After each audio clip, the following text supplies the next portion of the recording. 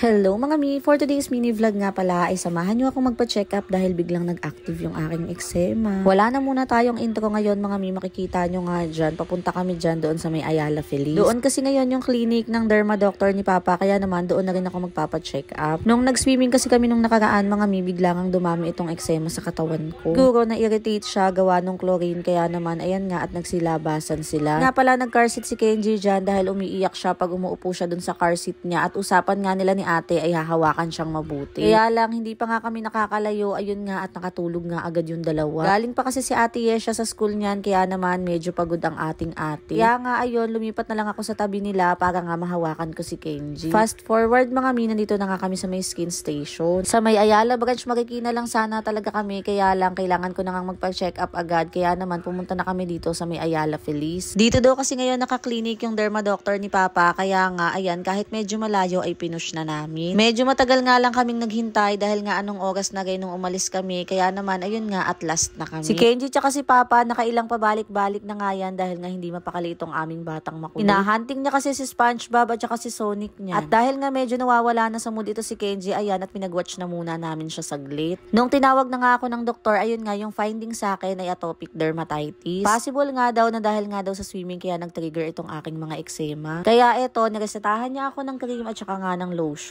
Ay Diyos ko dahil napakadaming ang bawal. At sinabihan nga rin tayo na kailangan nating mag-diet. Ewan ko ba mga mi, simula nga nung natigil magdede sa akin si Kenji, ayan nga bigla na akong lumubo. Habang naglalakad nga kami dito mga mi, ayan at nakita nga ni Kenji si JJ. Nagpa-picture na siya dyan, kaya lang si Sonic nga biglang umalis, kaya nga hindi na namin naabutan. Nagugutom na rin nga pala yung mga bata nito, kaya naman naisipan na namin kumain muna. Coding din kasi namin ito, kaya naman hindi pa nga kami pwedeng lumabas. At plano nga namin paglaruin na lang muna yung mga batang to sa may time zone sa taas. At pagkatapos nga namin kumain dyan, ay dumiretso na muna kami dito sa may National Bookstore. Nagpapabili kasi si Ate Yesha ng crayons niya kasi nga itong si Kenji pinutol daw yung crayons niya. At si Kenji nga mga mi, ang dami niya ng pinapabiling books dito. At hindi nga namin siya nabilhan, alam nyo na medyo pricey dito, tapos pinupunit lang din naman ni Kenji. Orderan ko na lang siguro siya ng mga books na medyo mura para nga hindi masyadong nakakahinayang kapag nasisira niya. Nung una nga akala namin maiinip kami dito dahil nga ang tagal bago kami makalabas. Pero sa dami nga ng mga gusto nilang puntahan, ayan nga at medyo nabitin pa sila sa oras. Maan pa din kasi si Papa dito sa may Toys R Us dahil nga meron daw siyang bibilhin. Tapos si Kenji buong oras dito lang siya nagpi-play sa mga dinosaurs. Mabuti na nga lang at napakiusapan namin na hindi na muna siya pwedeng bumili. Tapos si Ate Yesha, sinundan ko pa nga dito sa CR dahil nga napakatagal. Ayun naman pala, tignan nyo, naglalaro nga ng tubig. Tapos paglabas namin, ayan, tawa siya ng tawa dahil nga nakita niya na nadapa si Kenji. Ay nako, ate talaga.